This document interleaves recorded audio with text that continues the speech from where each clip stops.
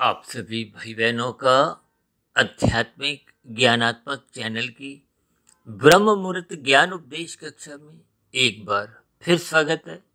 आज की चर्चा का विषय 4 शब्दों को लेके है और ये 4 शब्द दिखने में तो बहुत ही सरल दिखते हैं, लेकिन इन 4 शब्दों के इर्द गिर्द ही प्रकृति के सभी मनुष्यों की एक जीवन की यात्रा को, संसारी यात्रा को, संसार की गतिविधियां को, यानी कि संसार में जो भी अच्छाई बुराई आप देखते हो, इन सभी पकड़ना, छोड़ना और छीनना, छूटना, ये बहुत ही सरल शब्द होते हुए प्रकृति के 3 गुणों की स्थितियों का भी ज्ञान देते हैं।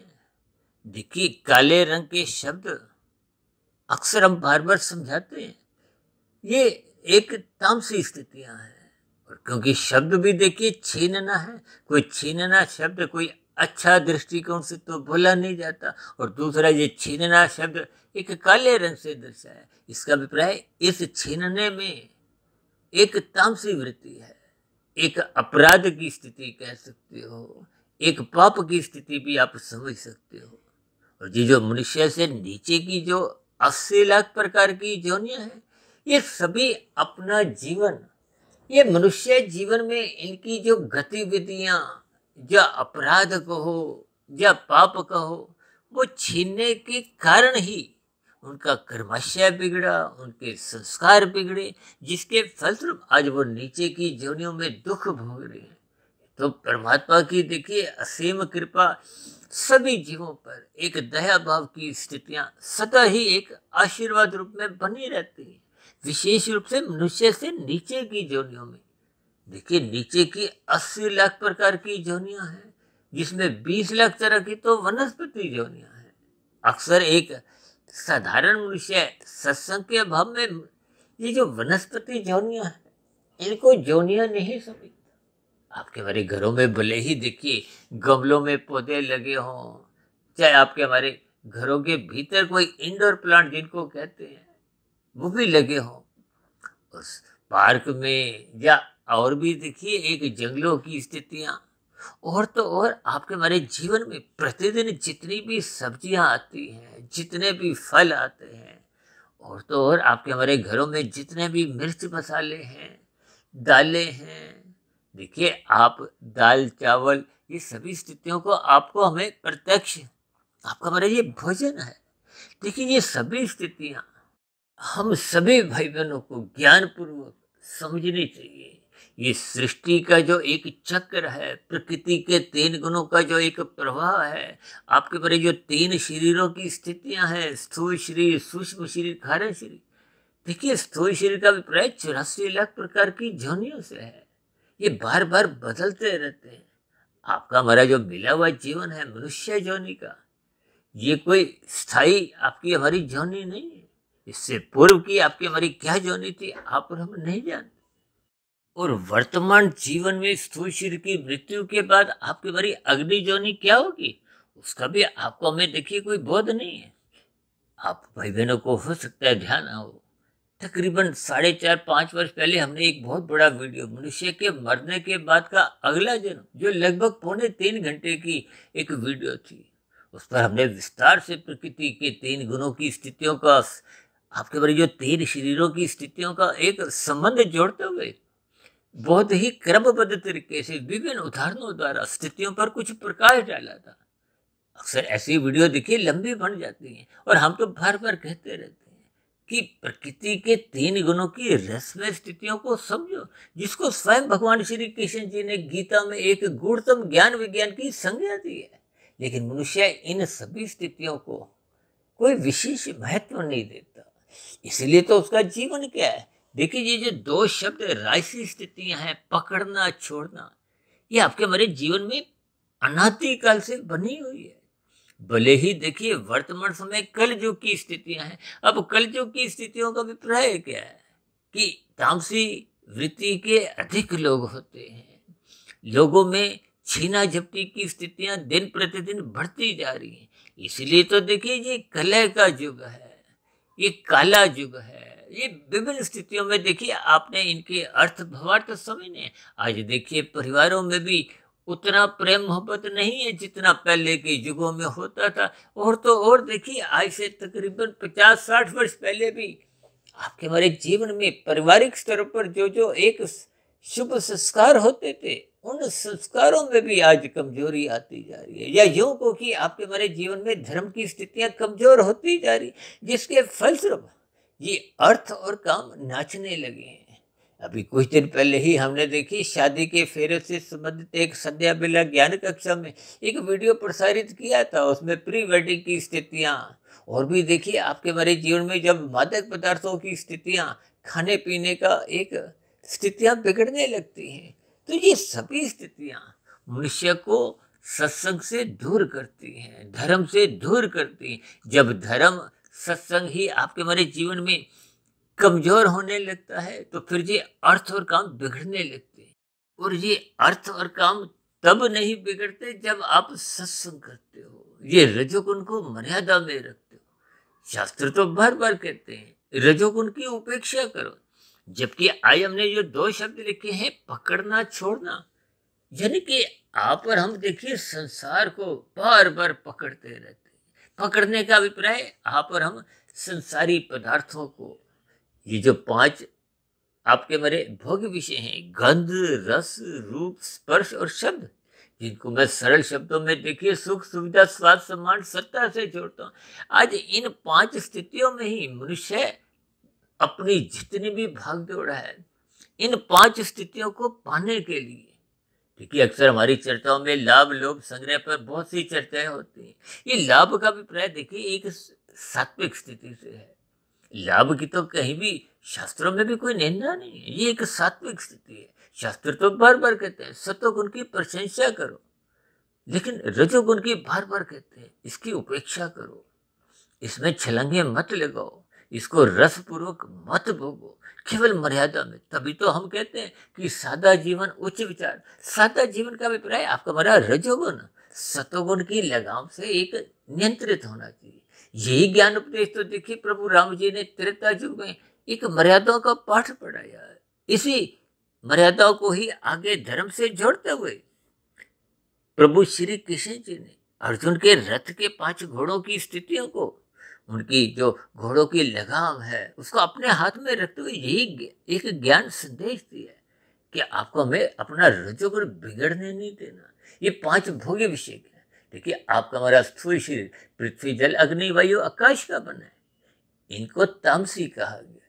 इनके पीछे का जो कारण है आपके हमारे भोग विषय है, यानी कि पृथ्वी, जल, अग्नि, वायु, आकाश, ये स्थूल भूतों का जो मूलभूत कारण है वो तो गंध, रस, रूप, स्पर्श, शब्द है। इन सभी स्थितियों के आपको में संबंध समझने चाहिए। देखिए जब तक कार्य कारण की स्थिति का आपको में बोध नहीं होता तो फिर ज्ञान की सूक्ष्म कड़ियां आपको में समझ नहीं आती। शास्त्र तो बार बार कहते हैं सत्संग करो, सत्संग करो। अभी हमने कुछ देर पहले ही देखिए सत्संग का एक प्रभाव, और फिर अगले ही दिन हमने एक नया वीडियो कुसंग का एक दुष्प्रभाव के ऊपर एक वीडियो प्रसारित की थी। क्योंकि आपके बारे देखिए स्थूल शरीर के स्तर पर सत्संग होने से भी स्थूल शरीर के स्तर पर भी सुधार आने में महीना लग जाते हैं, सालों लग जाते हैं।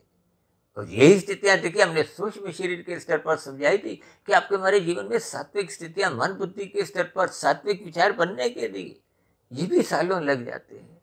और कारण शरीर में तो शुभ संस्कार बनाने में तो पूरा जीवन भी छोटा पड़ जाता है। अक्सर हम बार बार कहते हैं ना कि एक बुरा संस्कार मिटाने में ये जीवन छोटा पड़ जाता है। अक्सर आपके हमारे जीवन में देखिए जब जब आपने हमने कोई बुराई छोड़नी होती है, आजकल तो देखिए मधुमेह के रोगी दिन प्रतिदिन बढ़ते जा रहे हैं, आपका हमारा खाना पीना बिगड़ता जा रहा है, भोग विषय आजकल तो देखिए 24/7 की स्थितियां ही आपके हमारे घरों में प्रवेश कर चुकी है, राज करती हैं, ये आपको हमें भगाती हैं। दिन भर देखिए रजोगुण आपका हमारा बिगड़ा रहता है। बिगड़ा रहने का अभिप्राय आपके हमारे जीवन में ये लोभ की स्थितियां, संग्रह वृत्ति बार बार छलांगे लगाती है, यानी कि मनुष्य लाभ के लिए ही कार्य नहीं करता। देखिए लाभ के लिए कार्य करने की तो शास्त्रों में भी प्रशंसा की गई है, यानी कि ये आपके हमारी एक सात्विक स्थिति है। आपको हमें पुरुषार्थ करना है। जीवन की अपने स्वयं की आवश्यकताएं हैं, परिवार का एक जिम्मेदारियां हैं, समाज के प्रति आपके हमारे कुछ दायित्व हैं। इन सभी स्थितियों को सात्विक भाव से पूरा करने के लिए भी आपको हमें कुछ पुरुषार्थ करना होता है। ये जो 4 पुरुषार्थ हैं, धर्म, अर्थ, काम, मोक्ष, अक्सर हम अपनी चर्चाओं में तो देखिए इन 4 पुरुषार्थों में 3 पुरुषार्थों को ही विशेष बल देते हैं, धर्म, अर्थ, काम। जो मोक्ष की स्थिति है वो तो आपके हमारे जीवन का एक लक्ष्य होना चाहिए, क्योंकि मनुष्य योनि कर्म योनि है। अब कर्म योनि का अभिप्राय देखिए धर्म, अर्थ, काम की स्थितियों से ले सकते हो, और मोक्ष की प्राप्ति करने के लिए आपको हमें मनुष्य जीवन में एक अवसर मिला है। इसलिए तो शास्त्र भर भर कहते हैं सत्संग करो, सत्संग करो। और हम तो अक्सर अपनी चर्चाओं में भर भर कहते हैं ब्रह्म मुहूर्त में उठो, रात को मनात्मक स्थितियों से बचो। देखिए गुरु के प्रवचनों को जब तक आप और हम आदर पूर्वक नहीं सुनते, शास्त्रों का स्वाध्याय निरंतर नहीं करते, देखिए श्रद्धा पूर्वक किया गया सत्संग भी आपके हमारे जीवन में मात्र 1% की ही एक सफलता है। यदि उस श्रद्धा पूर्वक किए गए सत्संग का आप चिंतन मनन नहीं करते तो वो किया गया श्रद्धा पूर्वक सत्संग भी कमजोर पड़ने लगता है। कमजोर पड़ते पड़ते वो समाप्त भी होने लगता है। अब ऐसी स्थिति में देखिए राशि मनुष्य तो बेमन से ही सत्संग करते हैं, तो फिर ऐसे बेमन से किए गए सत्संग का प्रभाव तो देखिए मात्र कुछ घंटों तक ही सीमित बना रहता है। अक्सर हम देखिए शमशान घाट की स्थितियों को विशेष ज्ञान से जोड़ते हैं, क्योंकि शमशान घाट में जब आप और हम अपनी स्वयं की मृत्यु का भी कुछ आकलन करते हैं, क्योंकि देखिए स्थूल शरीर मृत्यु के साथ बंधा हुआ है, ये मृत्यु रूपी परछाई निरंतर आपके साथ चलती है, यानी कि आपका हमारा जीवन भी कभी ना कभी मृत्यु के आघोष में ये समा जाएगा। ये सभी स्थितियां आपको में शमशान घाट में दूसरे एक शवों को जलते हुए महसूस होता है। तो ऐसी स्थिति में देखिए एक संसार से एक अस्थायी वैराग्य के क्षण आपके हमारे मन बुद्धि के स्तर पर दस्तक देते हैं, लेकिन वो बहुत ही क्षणिक वैराग्य होता है। जैसे ही उस वातावरण से मनुष्य बाहर आता है, देखिए आप और हम जैसे ही शमशान घाट के बाहर आते हैं, अपना स्कूटर कार चलाते हैं, जब बाहर एक साधारण संसार की स्थितियों में अपने आप को पुनः स्थित करते हैं, तो फिर वो लिया गया ज्ञान आप और हम भूल जाते हैं। ठीक इसी तरह यदि श्रद्धा पूर्वक किए गए सत्संग का आप और हम ब्रह्म मुहूर्त में उठकर चिंतन नहीं करते, तो फिर ये जो पकड़ने और छोड़ने की स्थितियां हैं, देखिए यहाँ छोड़ने का अभिप्राय जैसे आप ब्याह शादियों में जाते हो, एक रसगुल्ला खाया, दूसरा खाया, तीसरा खाया, फिर आप छोड़ देते हो। छोड़ने का अभिप्राय उस भोग को आप छोड़ देते हो, फिर आप एक नए स्थल पे जाते हो, कहीं आपने कुछ और पदार्थ लेना है, यानी कि ब्याह शादियों में और आजकल तो देखिए रेस्टोरेंटों में भी एक बुफे की स्थितियां आरंभ हो गई हैं कि आप इतना निश्चित राशि देने के बाद आप जितना मर्जी खाओ। देखिए ये सभी स्थितियां भोग से संबंध रखती हैं, और इसलिए हमने देखिए बाएं हाथ में जो 2 शब्द लिखे हैं, पकड़ना और छोड़ना, ये राजसी स्थितियां, ये संसारी स्थितियां। एक साधारण मनुष्य की प्रवृत्ति इन 5 भोग्य विषयों को भोगने की बनी ही रहती, लेकिन आप और हम इन विषयों को पहले तो देखिए पकड़ते हैं, फिर भोगते हैं, और फिर अंत में देखिए आप और हम सभी छोड़ देते हैं। वो अलग बात है कि छोड़ने की स्थितियों का अभिप्राय वैराग्य से भी लिया जाता है, और एक हमारे स्थूल शरीर की एक सीमित स्थितियां हैं भोगने की, यानी कि आप 2 रसगुल्ला, 3 रसगुल्ला, 4 रसगुल्ला खाने के बाद आपकी स्थितियां नहीं होती कि आप 5वां, 6वां, 7वां, 10 रसगुल्ले खाओ, तो आप उस भोग को छोड़ देते हो। ठीक इसी तरह ये जो 5 भोग्य विषय हैं, गंध, रस, रूप, स्पर्श और शब्द, देखिए इनमें से कोई भी भोग आप निरंतर भोगने की स्थिति में ही नहीं हो। ऐसा स्थूल शरीर की एक बनावट है, या उसकी एक सीमित स्थितियां हैं, इंद्रियों की एक कमजोरी कह लो। देखिए आपका हमारा जीवन भी माता के गर्भ में 9 माह 9 दिन में तैयार होता है, उसके बाद शिशुकाल की अवस्था है, उसके बाद बचपन अवस्था है, और 10-12 साल की उम्र के बाद तो किशोरावस्था आरंभ हो जाती है, जब आपकी हमारी कामुक इंद्रियां विकसित होना आरंभ होती है। देखिए किशोरावस्था से पूर्व तो आपकी मेरी एक तामसी स्थितियां होती हैं, भौतिक शिक्षा के प्रति भी आपका मेरा कोई रुचि नहीं होती। तभी तो बच्चे देखिए अक्सर नर्सरी कक्षा, छोटी कक्षाओं में बच्चे खुशी से नहीं जाते, रोते धोते जाते। ठीक इसी तरह संसारी मनुष्य भी देखिए सत्संग श्रद्धा पूर्वक करते नहीं, रोते धोते ही करते हैं, बेमन से ही करते हैं। हालांकि शास्त्रों में देखिए बेमन से किए गए सत्संग की कोई निंदा नहीं है, क्योंकि ये एक आरंभिक स्वाभाविक स्थिति है।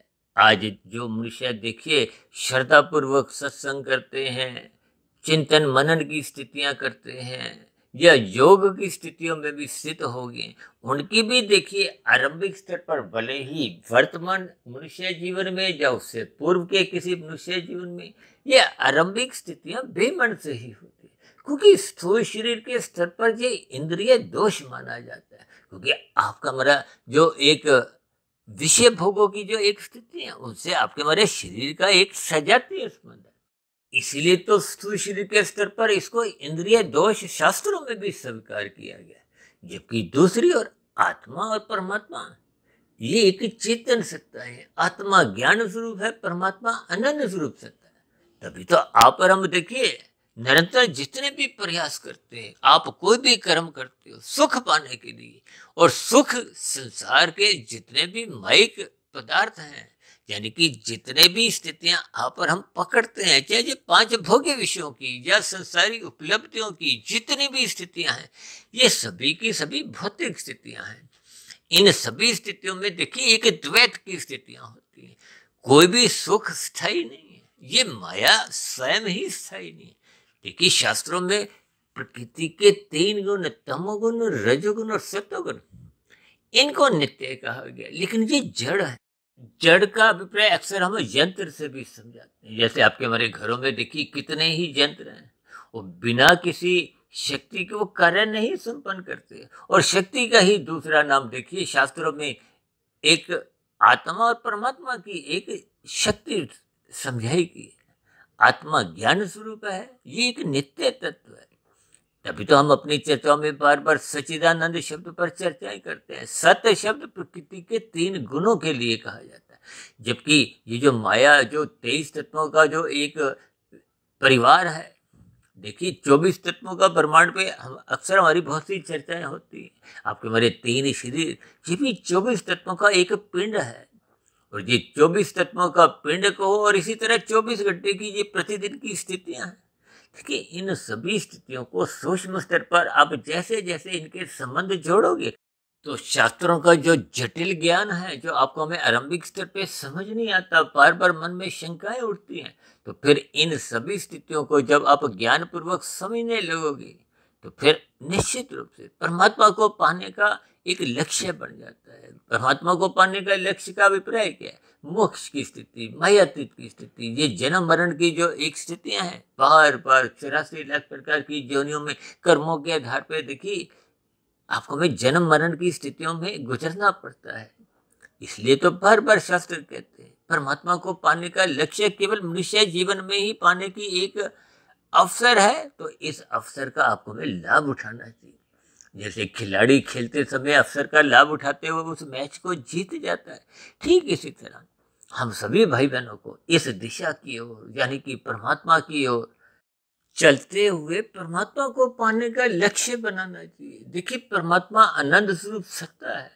जैसे कि अभी हमने कहा ना कि हम सभी आत्माएं सदा ही सुख की ओर आपके हमारी एक प्रवृत्ति होती है। चाहे पक्षी हो, पशु हो, क्योंकि कोई गरीब मनुष्य है चाहे अमीर मनुष्य है, पढ़ा लिखा है या अनपढ़ ग्वार भी है, किसी भी भाषा का हो, किसी भी देश का रहने वाला हो, लक्ष्य सबके ही सुख पाने का होता है। देखिए पक्षी भी एक डाल से दूसरे डाल पे जाता है, तो वो भी सुख पाने की प्रवृत्ति से ही जाता है। आपके अपनी जितनी भी क्रियाएं हैं, देखिए चाहे आप सुख पकड़ने के लिए आपका लक्ष्य हो, भले ही हेरा फेरी करते हुए मनुष्य छीनने की प्रवृत्ति बना लेता है। अब देखिए ना जो लाल बत्ती पे रुकते नहीं, उनका लक्ष्य भी तो देखिए सुख पाने का ही होता है, लेकिन वो एक कानून का उल्लंघन करते हुए अपना कर्मशय बिगाड़ते हुए, क्योंकि जब जब आप कानून का उल्लंघन करते हो तो आपके हमारे चलान करते हैं, आपको हमें दंडित किया जाता है।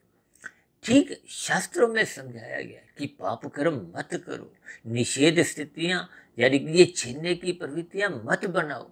ये छीनने की प्रवृत्तियां मनुष्य की तभी बनती हैं जब मनुष्य का रजोगुण बिगड़ जाता है। ये जो हमने बाएं हाथ में पकड़ना छोड़ने की स्थितियां लिखी, इस पकड़ना छोड़ना में ही आपका हमारा जीवन यूं ही बर्बाद चले जाता है। अक्सर हम देखिए रजोगुण की स्थितियों को समय की बर्बादी से जोड़ते हैं।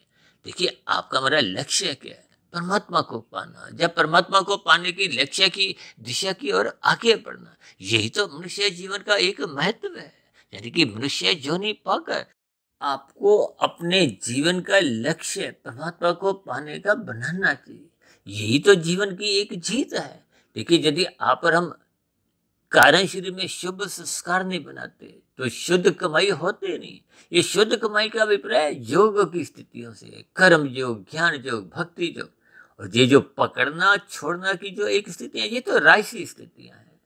जैसे संसार में आप एक धर्मानुसार जितने भी पुरुषार्थ करते हो, धन कमाते हो, कानून का उल्लंघन नहीं करते तो कानून आपको कोई बांधता नहीं है, आपको कोई पुलिस पकड़ते नहीं है।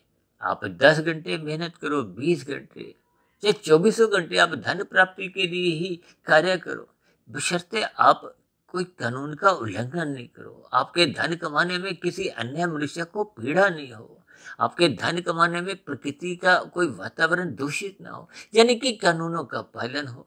और यही स्थितियां देखिए शास्त्रों में समझाई गई कि आप विधि पूर्वक विहित कर्म करो। देखिए राशि मनुष्य अन्य मनुष्यों को पीड़ा भी नहीं देता, लेकिन उनको कोई सुख भी नहीं देता। यानी कि तामसी मनुष्य तो अपने सुख के लिए दूसरों को पीड़ा देता है। अब देखिए ना, लाल बत्ती पे जब मनुष्य भागता है तो वो दूसरों की हरी बत्ती खाता है, यानी दूसरों को पीड़ा देता है। ठीक इसी तरह प्रकृति की 84 लाख प्रकार की जोनियों में यदि आप दूसरे मनुष्यों को दुखी करते हो या पशु को, पक्षी को, जो भी देखिए शास्त्रों में विभिन्न प्रकार की स्थितियां समझाई गई। देखिए भागवत पुराण में तो स्पष्ट शब्दों में समझाया गया, दूध कीड़ा, मदपान, स्त्री संग, हिंसा और अनीतिगत कार्यों से कमाया गया धन, इनसे बचो, इनसे दूर रहो। ये तामसी स्थिति है, ये छीनने की स्थिति है, ये तमोगुण में गिराती है। और तमोगुण में गिरते हुए मनुष्य कब कितने पाप कर्म करता हुआ अपना कर्माशय बिगाड़ लेते हैं, और बिगड़ा हुआ कर्माशय फिर पुनः आपको में मनुष्य जोनि का जन्म न देते हुए ये नीचे की जोनियों में जन्म लेने को फिर प्रकृति के कर्मफल सिद्धांत के अंतर्गत आपको में बाध्य हो जाते हैं। फिर उन जोनियों में जाना पड़ता है। भले ही परमात्मा ने दयावश उन जोनियों के जीवों को कर्म से अचेत रखा है, लेकिन आपको हमें तो सचेत रखा है। यदि हम स्वयं सचेत नहीं रहते, मादक पदार्थों का सेवन करते हैं, निंदनीय कर्म करते हैं, पाप कर्म करते हैं, तो ये आपकी हमारी एक कर्म करने की जो एक स्वतंत्रता का एक दुरुपयोग है। इसलिए तो शास्त्र बार बार कहते हैं सत्संग करो, सत्संग करो। ये सत्संग करने का अभिप्राय धर्म की स्थिति से है। देखिए धर्म का अभिप्राय सत्वगुण की स्थिति से है, और सत्वगुण का संग करते ही ये सभी सात्विक स्थितियां सहज ही बनने लगती हैं। बनने लगने का अभिप्राय क्या है? जिसका आप संग करते हो उसका रंग सहज ही आपके हमारे जीवन पे एक दिखने लगता है। हम तो बार बार यहाँ तक कहते हैं, यदि आप साधना आरंभ नहीं भी करते, अब देखिए ना पार्कों में आप देखते हो कितने लोग एक सुबह जल्दी उठकर व्यायाम करते हैं, योग की स्थितियां, ये अलोम विलोम और भी देखिए कुछ आसनों की स्थितियां आप देखते हो, तो इनका लाभ देखिए स्थूल शरीर के स्तर पर मिलता है। भले ही उन मनुष्यों का देखिए लक्ष्य परमात्मा को पाने का नहीं होता। देखिए परमात्मा को पाने का लक्ष्य बनने पे तो ये जो हमने दाएं तरफ एक शब्द लिखा है सफेद रंग से, छूटना, ये छूटना का अभिप्राय एक वैराग्य की स्थिति है। जब आप संसार से आपका एक वैराग्य जग जाता है, तो फिर ऐसी स्थितियों में देखिए तमोगुण में छीनने की स्थिति है, ये दंडनीय स्थिति है, कानून के रूप से भी और शास्त्रों के अनुसार भी, जिसके फलस्वरूप आपका मेरा कर्मशय बिगड़ता है। और जबकि पकड़ना छोड़ना ये राशि स्थितियां हैं, इसमें आप और हम देखिए कोई कानून का उल्लंघन भी नहीं करते और शास्त्र विरुद्ध भी कोई पाप कर्म नहीं करते, यानी कि ये एक राशि स्थिति है। लेकिन फिर भी आप और हम देखिए इस संसार को कितना भी पकड़ लें, कितना भी भोग लें, अंतोगत्वा आपकी हमारी तृप्ति नहीं होती। और ऐसे कितने ही लोगों ने मरते समय ऐसा संदेश दिया है कि इस संसार को पकड़ने में कोई समझदारी नहीं। हम तो देखिए विभिन्न प्रकार की स्थितियों पर कुछ ना कुछ ज्ञान में स्थितियों का बोध करवाते हैं। यूं तो देखिए सिकंदर ने भी आधा संसार विजय पाने के बाद मृत्यु के अंतिम क्षणों में ऐसा महसूस किया।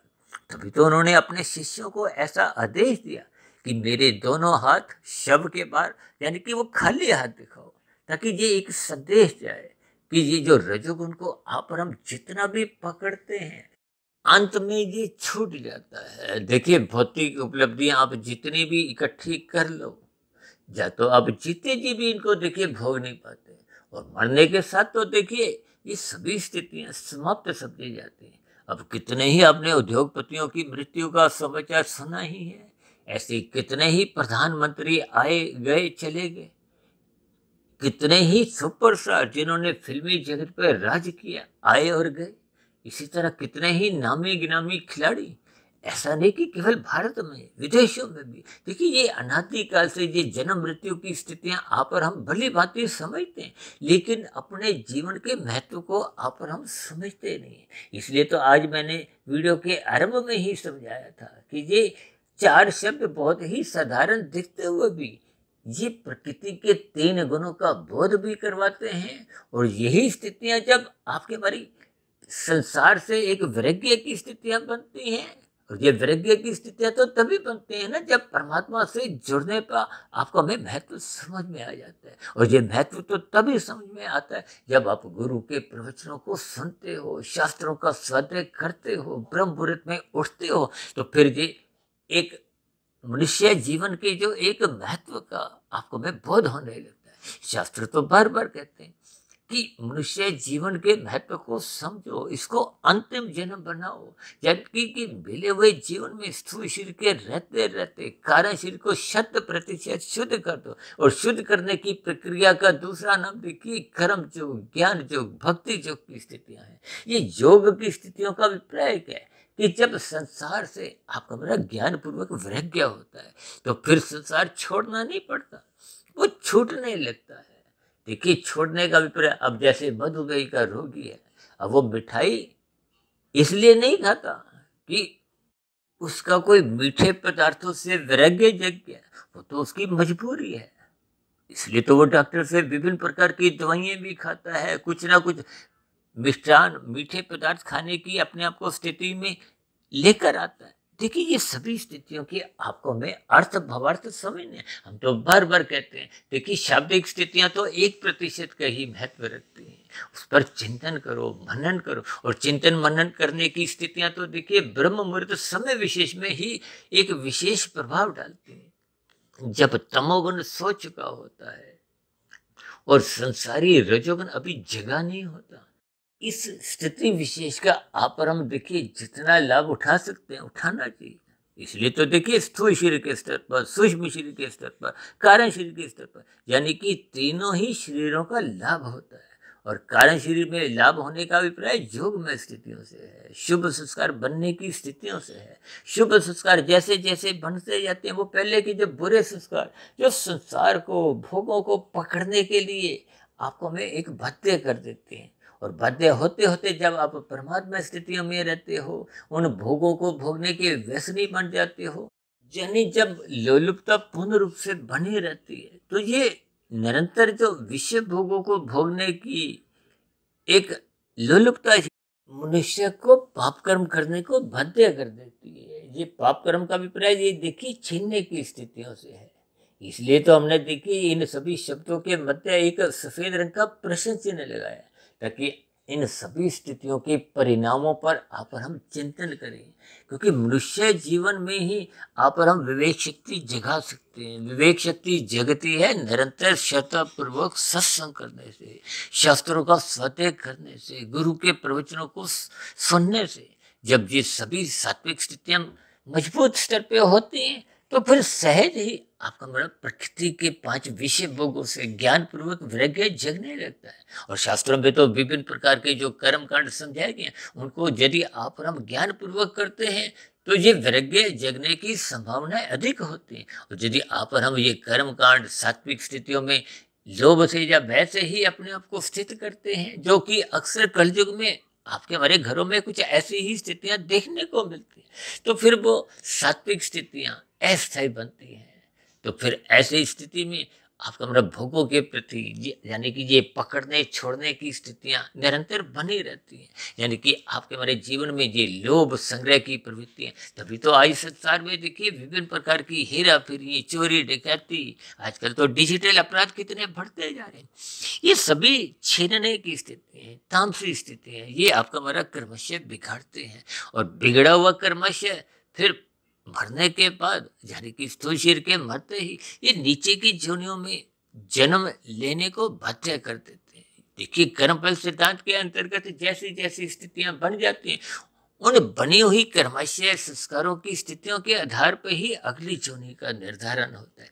इसलिए हम सभी भाई बहनों को इन सभी स्थितियों पर विचार करना होगा। इसलिए हमने देखिए इन 4 शब्दों के मध्य एक सफेद रंग का बहुत बड़ा चिन्ह लगाया है, ताकि सर्वप्रथम आप और हम देखिए छीनने की प्रवृत्ति, तामसी स्थितियां, पाप कर्मों से बचें, यानी कि कानून का भी पालन करें और शास्त्र संगत ही कर्म करें, और जहाँ तक संभव हो परोपकार के कार्य करें, क्योंकि परोपकार के कार्य करते करते ही मन में फिर वो ज्ञानपूर्वक वैराग्य जगता है। जब ज्ञान में स्थितियां कार्य शरीर में टिकने लगती हैं, देखिए टिका हुआ ज्ञान ही आपसे एक परमात्मा को पाने का एक लक्ष्य बनाता है। लक्ष्य बनने पे ही संसारी विषय भोगों से आपका मतलब वैराग्य जगता है। यानी कि ये जो छूटना की स्थितियां हैं, वैराग्य की स्थितियां, ये तो तभी बनती हैं जब परमात्मा को पाने का लक्ष्य बन जाता है। तो ऐसी सभी सात्विक शुभ स्थितियां परमात्मा को पाने का लक्ष्य आपके हमारे जीवन में भी बने। इन्हीं शुभकामनाओं के साथ चर्चा विशेष को अब यहीं विश्राम देते हैं। शाम को फिर मिलते हैं संध्या बेला ज्ञान कक्षा में। तब तक आप अपने आध्यात्मिक मित्र सुधीर भाटिया फकीर को इजाजत दें।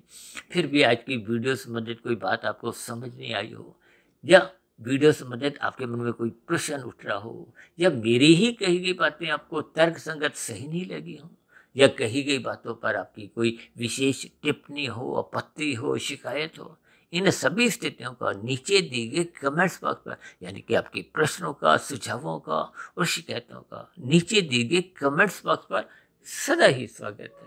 इस चर्चा विशेष को ध्यानपूर्वक, धैर्यपूर्वक सुनने के लिए आप सभी भाई बहनों का बहुत बहुत धन्यवाद।